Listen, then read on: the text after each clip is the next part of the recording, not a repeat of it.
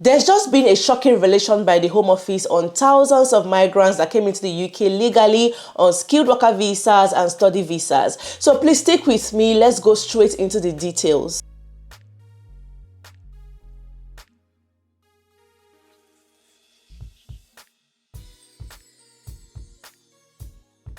My name is Tochi, you're welcome to my channel. Please like this video, give it a thumbs up as you're watching so YouTube can recommend it to more people. Kindly share it to everyone that will benefit from it, and to all my returning subscribers, you guys are amazing. You're welcome back to this video. If you're yet to subscribe, please click on the subscribe button right now. Thank you. The Home Office have just released this data showing that thousands of migrants in the UK are now seeking for asylum. Thousands of legal migrants. These are people that are on skilled worker visas and student visas. So why is this happening? Why are thousands of legal migrants, those on skilled worker visas and study visas, now seeking for asylum? And what has the Home Office got to say about this? Let's find out. So this report basically shows that there's a record number of migrants, legal migrants, who are now applying for asylum, right? Despite being on a study or work visa. This is quite surprising because basically on a skilled worker visa, especially after 5 years on the visa, you are eligible to apply for your ILR. As at the laws today, you're expected to apply for your ILR and subsequently your British citizenship, So one would want to just stay on the skilled worker visa for 5 years, right? So why would somebody want to now apply for asylum, on a skilled worker visa? So interestingly, the numbers are increasing. From 2022, it says there were just about 4,000 people, 4,394 legal migrants that applied for asylum from a study and work visa, but with time the numbers increased. So according to the Home Office data, it shows that about 18,442 migrants living in the UK in 2024 has switched from work, study or other visas and were either seeking asylum or had been granted refugee status. This was double the number a decade ago and up from a mere 151 in 2006. So of the 18,442 people, 1 in 5 were Pakistani, with 3,982 of them having gone down the asylum route despite arriving with legal visas at some point. The vast majority, 3,203, had arrived as students. This was followed by Afghans, Iranians, Libyans and Bangladeshis. So from the data released, it just showed how the number kept increasing over the years, and kept doubling and even tripling. And then you would just keep wondering, why is this happening? Yeah, we can see that being granted asylum enables migrants to stay in the UK permanently, whereas work and study visas are only temporary, right? Rejected asylum seekers can prolong their stay, sometimes indefinitely, by making repeated appeals to frustrate their deportation. So could this be one of the reasons why people are leaving? But personally, I don't understand why someone on a skilled worker visa would want to start seeking for asylum. You know what I mean? So let's look at the possible causes or why people on skilled worker visas and study visas are seeking for asylum. We're not even talking about people who are coming to the UK by boat or crossing the channels illegally. No, these are legal migrants who applied for visas. They were actually granted visas, either work or study visas. And then we're now hearing that a lot of people, so many thousands of these set of migrants, are now applying for asylum. What could be the cost? So let's look at why this is happening, the possible reasons and everything. So firstly, it talks about exploitation in the care sector, right? Obviously, a lot of us, have this information that so many migrants were exploited. Some, were employed without pay. So many carers at some point were recruited into low-paying jobs. Some were not even paid at all. Some were employed without an actual job and were not getting salaries. Some, had so much pressure at their workplace and all of that. So many were basically abused and misled, charged huge fees to get care visas. We all saw the news. We all saw when all of that was happening, And for so many, after paying this huge amount of money on arrival, now discover that there was no actual job, or they had to work longer hours to survive. We even had like accommodation crisis and everything. I remember somebody sharing their story on where they were kept. These are people on skilled worker visas, the kind of accommodation that their employer gave them, and that was not the promise and everything, So it was really bad. Even though the Home Office said they didn't really have a good understanding of this when it was happening, but eventually they had to do something about it, and this has brought about some of these restrictions that we all know now. We also talked about this set of people being in so much debt, because they had paid this huge amount of monies to their employers. They came in owing so much, from 5,000 to 15,000 debt, and then some were working under pressure, violating visa conditions, and once they are caught, or just avoid being caught because they have seen that they've exhausted all the options that they have, what comes to mind basically is to apply for asylum. Another reason mentioned was broken promises, because a lot of people on arrival discovered that these jobs didn't exist, and then these employers shut down on them. They didn't hear anything, and they had arrived in the UK already, Then because there was no other legal option available, asylum became the last resort. Then if you guys remember vividly, there was a time Home Office was giving people 60 days notice to leave the UK because some employers either lost their licenses, and this was the time when Home Office started this crackdown, started going all out on employers they suspected were abusing or exploiting people. A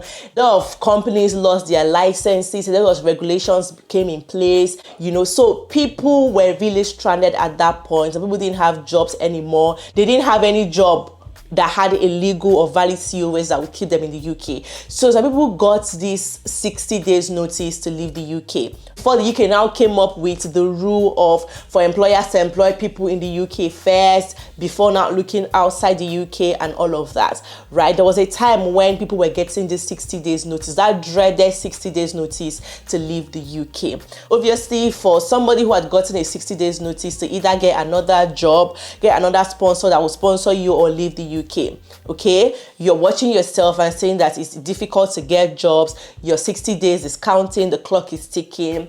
It felt like the only option they had at the time, right, just to be able to stay back in the UK so they don't get deported, right? Now, for study visas as well, you all know the restrictions with study visas, and the rules kept changing with time. It became more difficult, and it got, more difficult to get jobs, to get skilled worker visas and switch, right? So just like those on work visa, it also just made sense for those on study visa to just claim for asylum so they don't have to go back home, right? This is the report of the Home Office, and these are some of the possible reasons why the numbers kept increasing over time, right? So now let's see what the Home Office is doing about this, or what they are saying about this. So they say there are going to be restrictions on asylum claims from individuals switching from work and study visas where conditions in their home country have not materially changed since their arrival, right? Ms. Cooper is also planning to introduce measures to bar migrants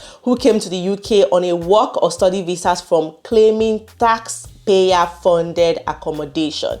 So asylum seekers can claim accommodation and other financial support if they are destitute or likely to become destitute. However, work and study visa holders must prove they have sufficient funds to sustain themselves while in the UK. This is proof of funds, okay? So these are some of the things they say they're going to do, or how they're going to handle the situation. They're also going to put up measures in place to make sure that those on study and work visas do not claim asylum. And then you also have to show that you have enough money to take care of yourselves so that you are not kept in a taxpayer-funded accommodation. So officials will use the bank statements submitted by visa holders as part of their initial application when deciding whether to grant them asylum accommodation. They will make it significantly harder for asylum seekers to claim free accommodation if they came to the UK on a visa, right? So basically they're saying that they're going to make it harder for people on a visa to claim asylum, right? Probably with what you have to proving your case and all of that. They're going to make the conditions tighter, stricter, amongst other rules that they've already made stricter, because we know that so many immigration rules now, a lot of them are now stricter. Tougher measures have been put in place. They've increased salary threshold. They've stopped dependent visas for some visa categories. They've also stopped overseas recruitment of care workers and so many other restrictions that they've put in place. Right now, they're talking about legal migrants. Now, restrictions they are putting in place for legal migrants, for those that are in the UK on a study or work visas, from claiming asylum. Okay, this is not about those that entered illegally, those that entered by boats. No, they're talking about people that are in the UK legally on a visa. The Home Office source said we need to impose further restrictions to cut the number of people applying for asylum to extend their stay because their visa has run out. Yves Cooper also announced faster asylum processing. They said they're also going to recruit more immigration officers and court officers. The essence of all of this, the target is to reduce backlog and reject weak claims faster. Because they are now putting all the restrictions and they're now going to see that, for some of these things, these are weak claims. They just want to avoid going back, or because they are stuck, or they've overstayed their visa, because they don't want to overstay their legal visas and everything. So they are just putting all of those plans and measures in place to make sure that the numbers does not keep going up. Because as it stands now, as we have seen from the record and data that the Home Office released, the number has tripled from 2022 right till now. Okay, from 2022 we saw that it was just about 4,000 people, but now it's over, from 2024 till now, it's over 18,000 applications, and these are applications from skilled workers, skilled migrants, and study visa holders. Okay, so these are some of the things that the government or the Home Office have said they're going to do to make sure that this doesn't happen, or to reduce these numbers, or to make sure it doesn't increase any further. So yeah, they are basically putting more measures in place, and I guess this is going to lead to more immigration crackdown, tighter laws, restrictions, and everything. And yeah, just saw this update and I thought to share for you guys to see what's going on. I was actually shocked when I read this, especially the part of the skilled workers, and basically why the Home Office is not happy with this and wants to put measures in place to stop this from happening. Let me hear what you guys think about this in the comment section. Yeah, thank you so much for watching. Please, this is not an immigration advice. This is just me sharing this basically for information purpose. Okay, thank you everyone for watching. I'll see you guys in my next video. Bye bye.